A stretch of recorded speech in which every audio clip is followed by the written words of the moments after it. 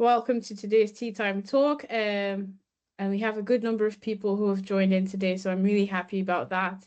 Again, if you have anyone who you need to join this session, please do reach out to them.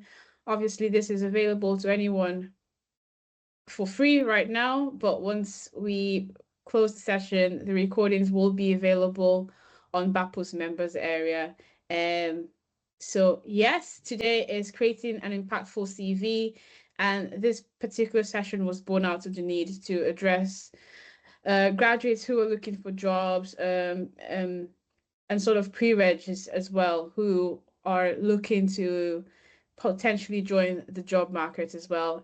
So we have our dearly beloved Marion, who has been a HR business partner with Blatchford for many, many years. She's now semi-retired, but working with BAPO on a number of projects. She's passionate about promoting P&O careers and is working to ensure that the industry has a good pipeline of candidates. So without further ado, I'm just going to share my screen and let Marion go on with her presentation. There will be a question and answer session at the end, so keep all of your questions. And if you think you'll forget, just drop them in the chat and we'll come back to them later on. All right. Thanks, Krista. Just get my screen up. There we go. Thanks, Krista. So yeah, as Krista said, I've worked in HR for a long, long time, initially in the public sector, then the private sector, in the insurance industry, in education, but I worked at Blatchford for 10.5 years, semi-retired and now working with BAPO on a project for NHS England. In my time in HR, I've seen an awful lot of CVs. Many of them good, but some of them not so good. So what I wanted to do and what BAPO wanted to do was to help people create CVs which have impact and which gets candidates noticed for the right reasons. We also, as Krista said, decided to do this session round about this time because as graduates in particular, a lot of the prosthetic and orthotic companies are starting to advertise their graduate schemes. So this is the time to get your CV in. But the other reason is that also if you've been around a little while and you've been working for a couple of years perhaps, or even a bit longer, lots of people over the holiday period take a bit of time to reassess their careers and think, do I want to do something different? So if you've been around a while, if you've already got an existing CV, this might help you to just think about how you can tailor it and get you ready for looking for another job. Okay, thanks, Krista.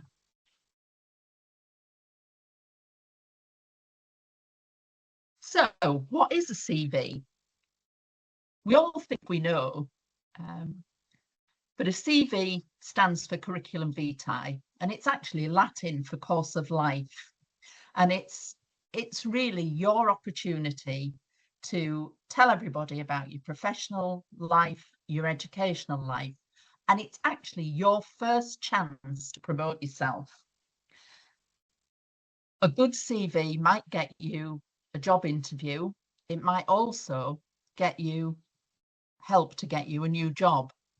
And you'll usually need one to either apply for a job or to give to an employer that you'd like to work for, even if they've not got a job advertised. Sometimes it is worth just applying on spec. Some jobs, particularly with the NHS, need you to complete an application form. And what I would say is the same principles that we're going to talk about tonight apply to both. So let's see what we can do to try and make your CV as good as possible. Okay. Thanks, Krista. I've put this slide in because lots of people think, should I put a photo on my CV or shouldn't I? I'm going to say no, unless it's specifically requested.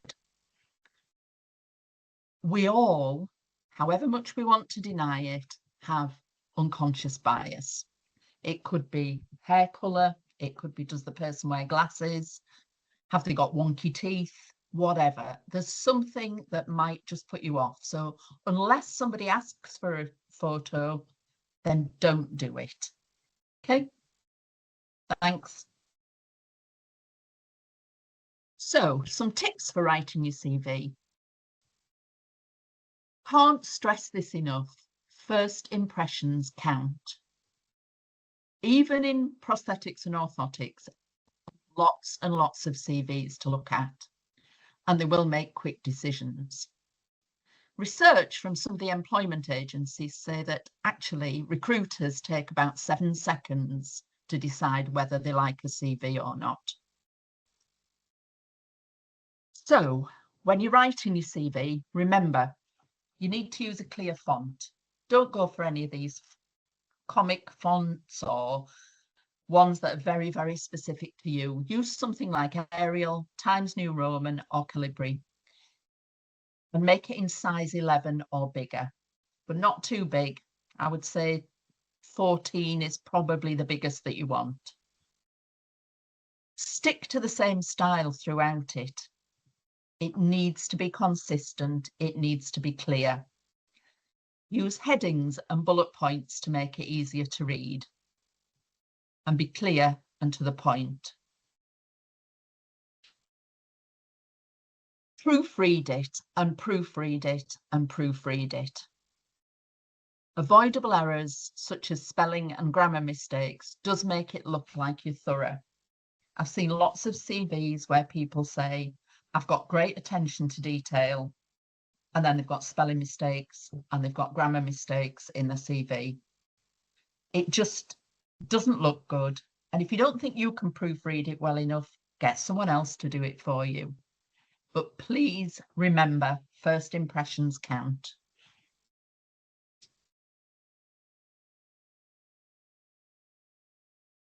Tailor your CV to the job that you're applying for. You really need to look at the job advert. If you can get a job description, a full job description, the essential criteria that they need, so the person spec, if there is one. A lot of the companies don't issue a person spec at the moment, but they will say what they're looking for. And your CV should actually match the job and the company you're applying for. Don't just have one CV and think that'll do for everything. Look at it and tweak it to make it fit the actual job. Okay. Thanks, Krista. And the sections for your CV, we said it should be clear, it should have bullet points, it should have headings. So the way your CV should read should be your contact details at the top, an introduction and a summary, which just tells the person about yourself. We'll talk about that a little bit more. Your education history, your work history. Those can be interchangeable. And again, we'll talk about that as we move on. A little bit about your hobbies and interests, and then something about references. But we'll go into a bit more detail about references as we get through the sections. Okay. Thanks, Krista. So your contact details. Employers do need to know how to contact you. So they need your name, your phone number, your email address, and also a link to your work network profile, such as if you've got a LinkedIn profile. Recruiters might research you online. You might think they shouldn't, but they might do. They might look at your Facebook profile, your Instagram profile, and if those are unprofessional, or if your LinkedIn profile doesn't match your CV, it could impact your chance of an interview. I'm sure we've all heard about Rachel Reeves' CV over the last few weeks, and she's had to change her LinkedIn profile. Make sure that yours is up to date and that it does match it. You don't need to include your age. Often that will be very, very clear anyway from your work history and your education history. You don't need to include your date of birth or whether you're married or your nationality. So that's your contact details. So the next section is, Krista, please, your introduction or your summary. And this is just really a little bit about you, who you are and what you're looking to do. Should go just underneath your name and your contact details. And it's your chance to make you sound as if you're the right person for that job. So what is it that really, really sings to you about that job, and what is it you can bring to it? But it just only needs to be a few short lines. If you've been around a while and you've got an existing CV and you're thinking, yep, this is my chance to look for something slightly different, think about updating it. It needs to be up to date. So again, tailor it to the job that you're applying for.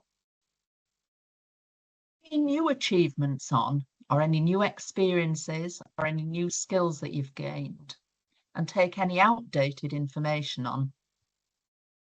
Reread each section of your CV to check it includes the information that it should. And also just check that your contact details are up to date. You might have changed your email address, you might have changed your mobile number.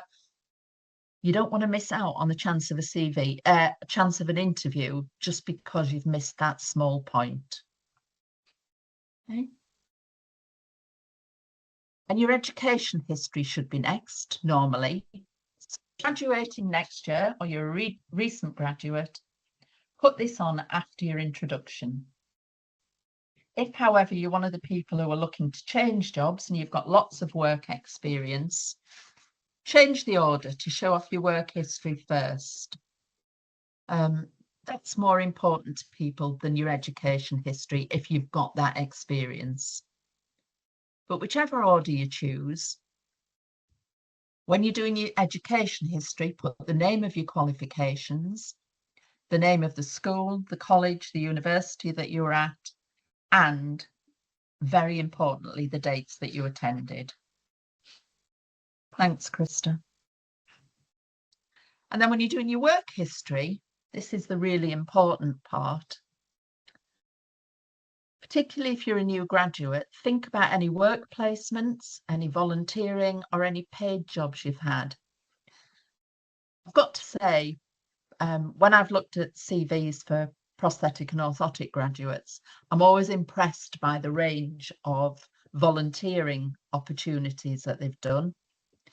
Most of you will have had placements from university, so you've got lots of information you can put in there. And also a lot of you have done paid work outside. And often that will be things like bar work, it might be healthcare assistant type work, it could be waitressing, waiting jobs. And all of those are really, really important from the point of view of saying that you've actually got customer facing skills, which are great when it comes to dealing with patients. Put the name of the employer that you worked for, what your job title was while you were there, and the dates that you worked there. And then you need to put what you actually did. And that can be 2 to 3 lines. Preferably something that you've achieved while you were there. And we're just going to move on to some way in which you can do that. So next slide, please, Krista. Some of you might have come across the STAR method, and it's really, really useful for CVs and for interviews. So when you're thinking about what you did in a job, think about what was the situation? What was the task that you had to do? And wherever possible, make that specific to you, not what you did as a team, not what you did as a group, but what was it that you had to do? And what action did you take? And then really, really importantly, what was the outcome? And when you're talking about anything like this, be it in a CV or in an interview or on an application form, try and use action verbs. So think about, what did you do? What did you create? What did you develop? What did you analyze? What did you assess? There's lots and lots of action verbs. I could have put a whole list of them on there, but have a look and see how you can turn something round so that it really, really shows the impact that you made in whatever you did in that job. Thank you, Krista. Sometimes you'll have gaps in your work history as well. And it can be really, really normal to have gaps between jobs and work experience. And that could be down to personal circumstances. It could be that you chose not to work for a little while, or often it's because you took a gap year. People will ask you about that on your CV. And it's important that you put on your CV why you took a gap year or why you had that gap in your work history.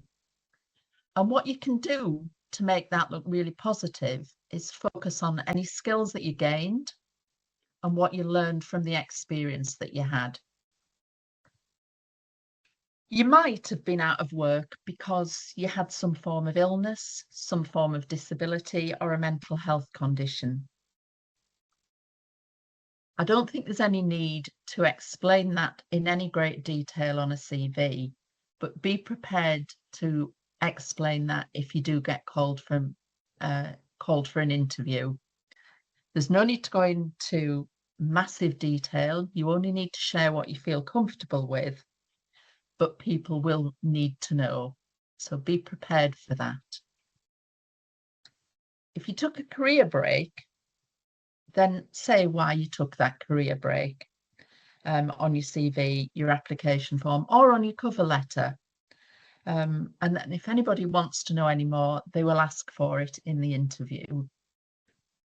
If you were ever made redundant, be really, really clear that it wasn't you that was redundant. It's not you. It's the role that you were in that was redundant.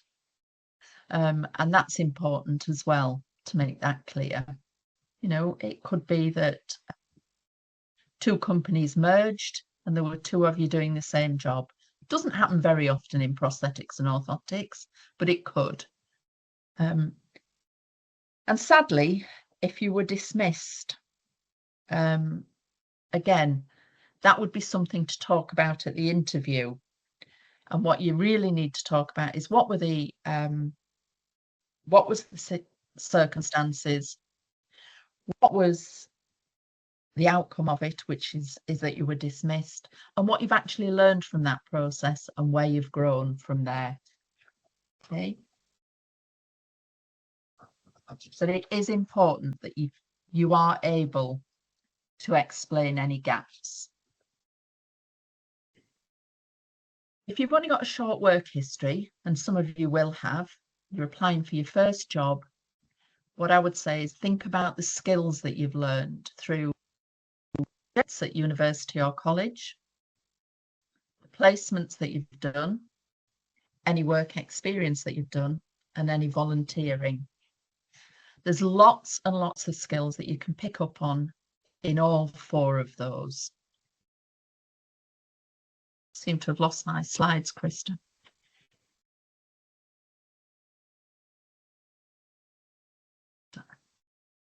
Can you still Sorry, see? I've got them back. Okay. Yeah, I've got them back. I don't know what happened. They just disappeared. So yes, think about those skills and think about what you've done. You've done projects at university and college. You've normally worked in a team. So you can think about your team working skills.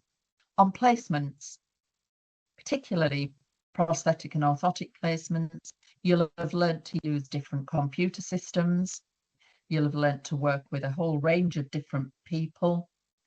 And you'll have worked with patients. So think about the skills, think about the experiences that you've gained there, and work experience that you did before college.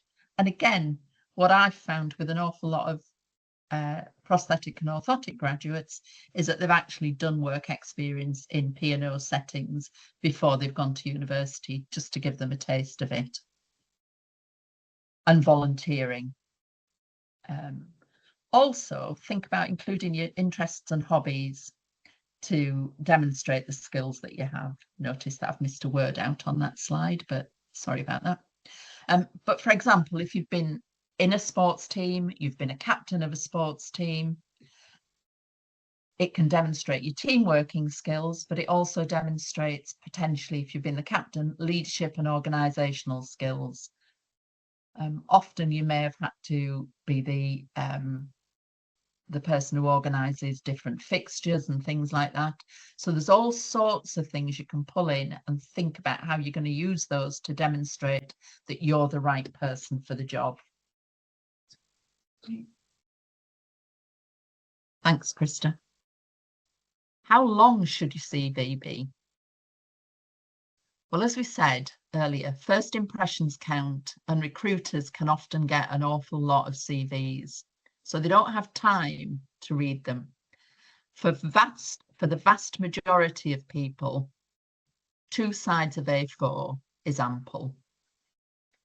If you've got a lot of relevant work experience, you can stretch that to 3 sides of A4, but definitely no more. Keep it to those 2 sides, please. Thanks, Krista. Sometimes you need to think about what you should leave out as well. And there's all sorts of buzzwords that people use on CVs.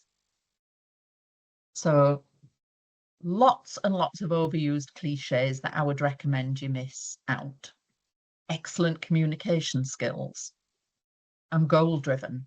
I'm flexible. I'm motivated. I'm a multitasker. I'm independent. I'm detail-oriented. We talked about that one earlier. If you're detail-oriented and you've got spelling mistakes, it gives you away. And self-motivated. Some of those may well be things that are asked for on the job description, and you might be asked about them at interview. But if you're going to use them on your CV, make sure that you back them up with an example that demonstrates how you've got excellent communication skills. And think back to using the STAR method. What is it that demonstrates that you are goal-driven, that you are flexible? But don't just throw those words in because you think they sound good, unless you can back them up. Okay. Thank you, Krista. References. You might want to include a section about references, and if someone has agreed to give you one, include their details. And that could be a current or a previous employer. However, don't include their details if you've not spoken to them and told them what job it is you're applying for. Please make sure that you've done that so that they are prepared if someone gives them a call or writes to them and asks them for a reference. But don't include somebody's contact details if they haven't agreed to do so. Just say references are available on request. It's quite often, if you're applying for a job with the NHS, they will always take up references. Often other companies don't, not because they're not interested, but because most companies now will only give very, very brief references that say, Krista was employed by Blatchford for 2 years, and that's as much as they will say. But be prepared that if they do ask for them, you need to have someone who can give you a reference. Okay, thank you.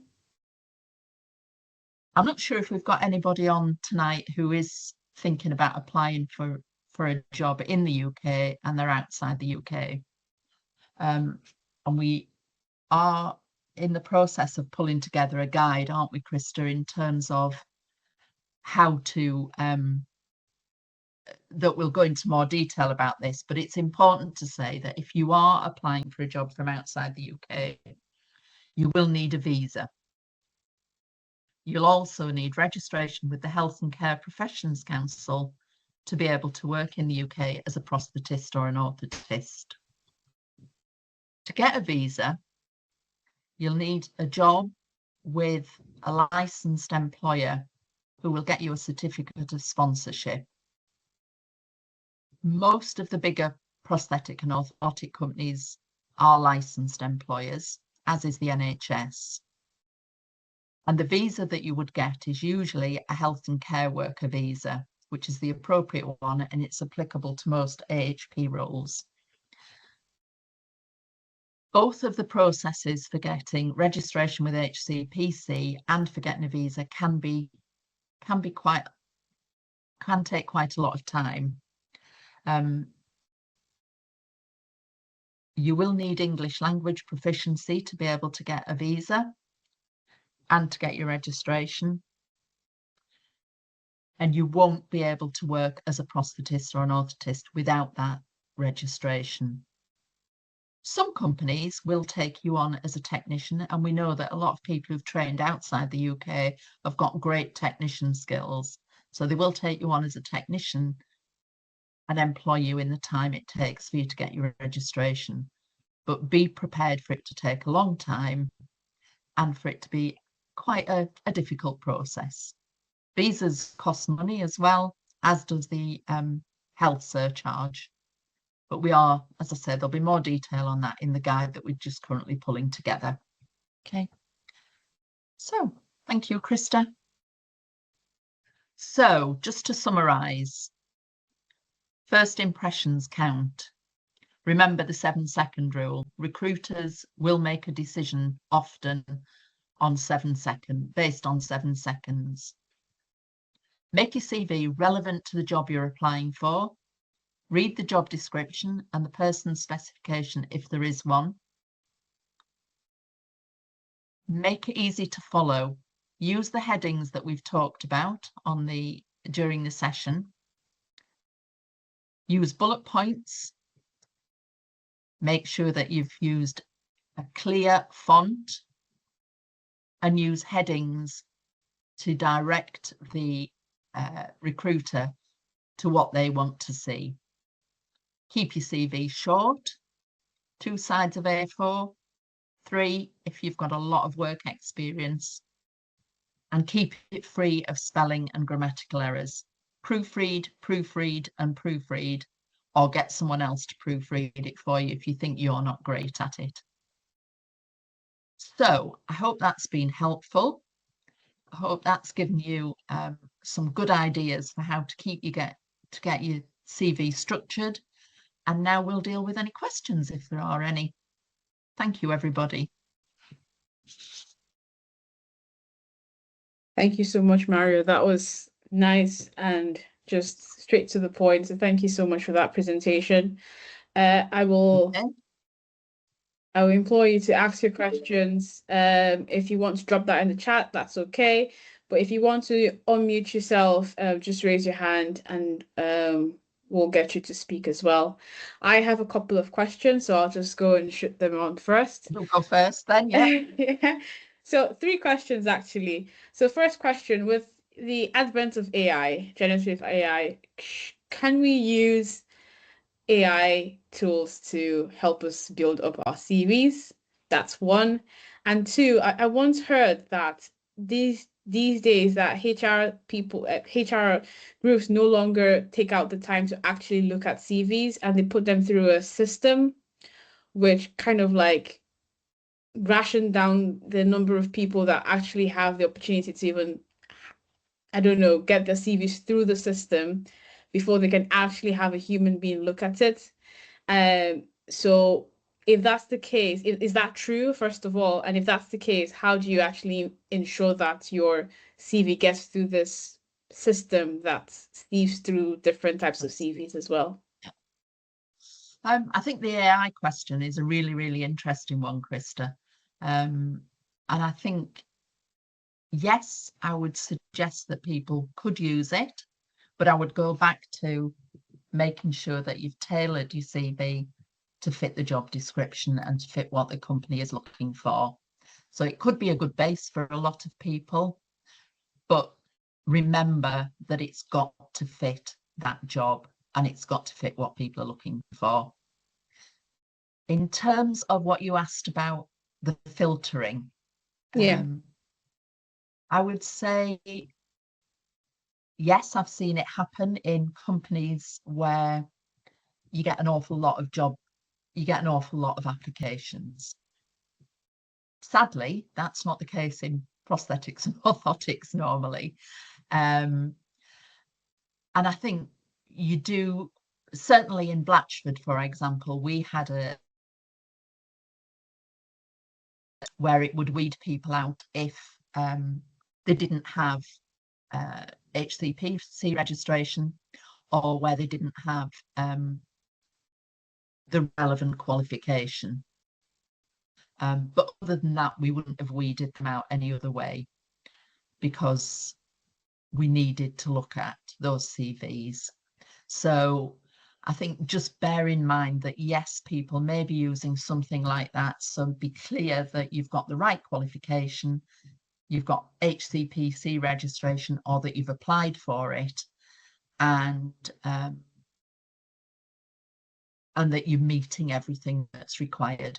But generally in this sector, I don't think there's a problem with being weeded out in that way. Okay. Where I've seen it work is in call centres and things like that, where you're getting hundreds and hundreds of applications. Sadly, I think we're a long way off that in prosthetics and orthotics. Yeah.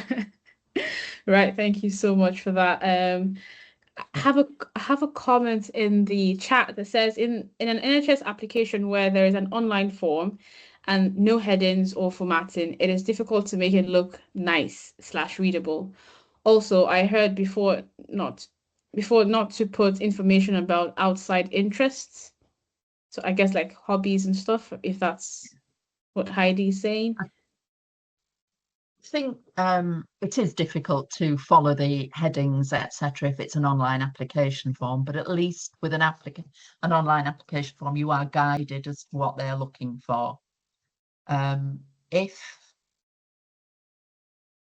it is difficult to add hobbies and interests, but what I would say is, if you don't feel you've got the relevant work experience or the relevant experience gained through a work, then use your hobbies and interests still to demonstrate. So if they're asking for team working skills as part of the job, then yes, don't be scared to use your hobbies and interests if that's a way of demonstrating team working, if you can't do it through the work history. Good. Thank you. So Lisa's asking, when it comes to education, what qualifications are relevant for graduate job applications? Intermediate, national 4-5s, or hires, advanced hires with our degrees? How far back do we need to go back for high school qualifications? I would go, if you're a recent graduate, I would go back to GCSE type level or intermediates if you're a recent graduate. If you've been around a lot longer, then really your degree qualification is probably as far as you need to go back. Brilliant. Well, Lisa says thank you. I also have another question, which is in line with the international recruits.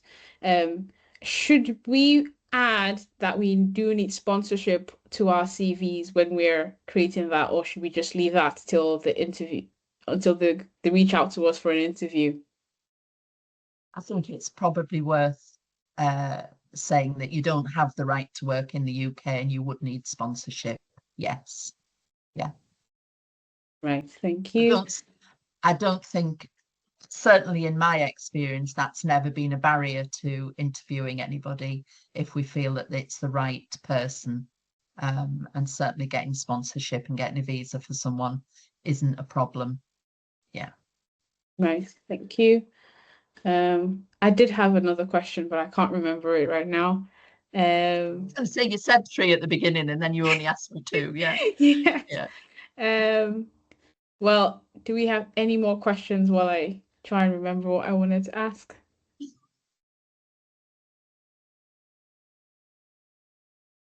Okay. No. No, nobody. No. It's still escaping you, Krista. It's still escaping me. That's why I'm keeping quiet. I think it was something along the lines of formatting. When we format, should we have it like really spaced out, or how do we make it look as pretty as possible without making it look too much I think is a question. I think, yeah, one space between each section, really. So a heading, a space, your section, and then another space. Let's try and keep it clear, but let's make sure that we try and keep it to those 2 or 3 pages. So not too many. Format most of it left formatted. Yeah, so that everything's clear down the left-hand side, and then one space in between each section. Okay. Yeah. I think just as a general thought, because when we were working on that guide, I think I read the section on how to write a good CV and tailoring your CV, and I just wondered, and I don't know, correct me if I'm wrong, it almost feels a bit untrue when we're trying to make our previous job experiences match up with the new job that we're trying to get. Because sometimes we change the wordings of what we used to do or projects that we belong to just so that it aligns with what we now want. And I don't know, is there a line where you're just like making stuff to sound nice, or that's what you guys expect? No, it's not. I think I get what you're saying, Christy, yeah, and I think you need to keep it as authentic as possible. So don't stretch your experience to make it fit. Be clear about what it was that you did, and does it fit with what they're looking for. If what you did really doesn't fit with what they're looking for, then perhaps don't include it. Just include the things that does fit with what the new job is looking for. Yeah. Then that will create gaps in your work experience. Not necessarily, because you'd still have the work experience. You may just not have put as much in. Right. Ultimately, if you're going for a prosthetic or orthotic job, then generally the things that you've done will be very, very similar to what's needed in the next role. It just might be that you're taking that step further. So, for example, you might now be going on to supervise more junior members of staff. If you've not done that previously, then how are you going to explain that? You need to think about when you're moving on, you're ready to do that, and how you think you might be able to do that moving forward. So have you done anything relevant that's relevant that would show people that you're ready to do it, even though you've not got the experience? Yeah, okay, that's clear. Right, so Emma's dropped a question. If we were in our final year of education and not yet able to register for HCPC, what can we do to avoid being dismissed or filtered out of not having it? If you're a graduate, if you are coming up to graduate and you're going for the graduate scheme, then we would be looking anyway to make sure that your application is coming in as a separate way of coming in. You wouldn't be filtered out because you'd not got HCPC registration. The graduate schemes are obviously looking for people in their final year. Yeah. Okay. I think that should tie it up. This was nice, interesting, short, and very, very insightful. Thank you, Marion, for your contributions to the profession. And if you have any other questions, feel free to reach out to Inquiries, and we will pass your question along to Marion as well. That's great. Thank you so much, everybody, for joining us. It's I hope it's been useful. But if there's anything else you want to know, then yes, please drop an email to Bappo and I'll come back to you individually.